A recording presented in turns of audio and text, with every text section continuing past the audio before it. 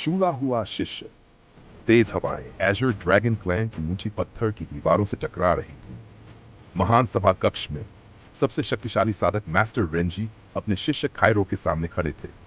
Renzi, खाइरो, मेरे पास तुम्हारे लिए आखिरी चीज है ये। उन्होंने एक छोटा पुराना ग्रंथ उसके हाथों में रख दिया। उसके आवरण पर सुनहरी रोशनी के हल्के हल्के चिन्ह तैर रहे थे, मानो वे जीवित हो। मास्टर, ये क्या है? Eternal lotus scripture. अगर इसे साथ लिया तो तुम जीवन की धारा को नियंत्रित कर सकोगे, शायद समय को भी उलट सको। लेकिन इसके लिए वर्षों नहीं, सदियों का ध्यान और एकांत चाहिए। खाइरो ने झुककर गहरा प्रणाम किया। मैं इसे पूर्ण करूंगा मास्टर। खाइरो ने क्लैन छोड़ दिया और पहाड़ों, रेगिस्तानों, गहरे जंगलों को पार करते हुए एकांत स्थान खोज निकाला। साइलेंट मून्स की घाटी। वहां उसने ध्यान में लीन होकर समय का बोध खो दिया। दिन वर्षों और वर्ष सदियों में बदल गए। अंततः इटर्नल लोटस स्क्रिप्चर का अंतिम रहस्य उसके सामने खुला। जब उसने आंखें खोली, उसका चेहरा फिर से जवान था, शरीर पहले से कहीं अधिक शक्तिशाली। 200 साल, अब लौटने का समय है।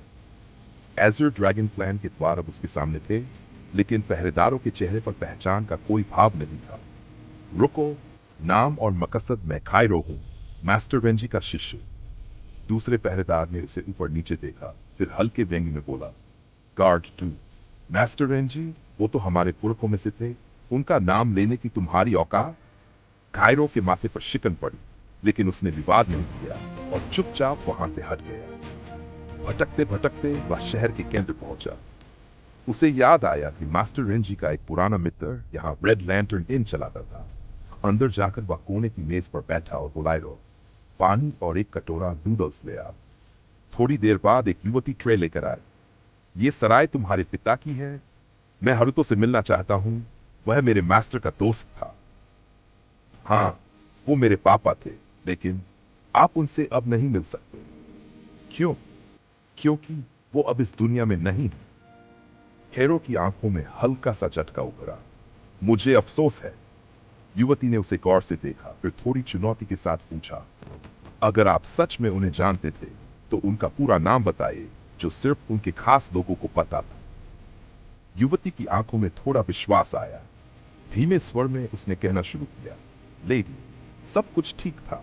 आपके मास्टर और पापा का रोज इनमें बैठना, हंसना, बतियाना।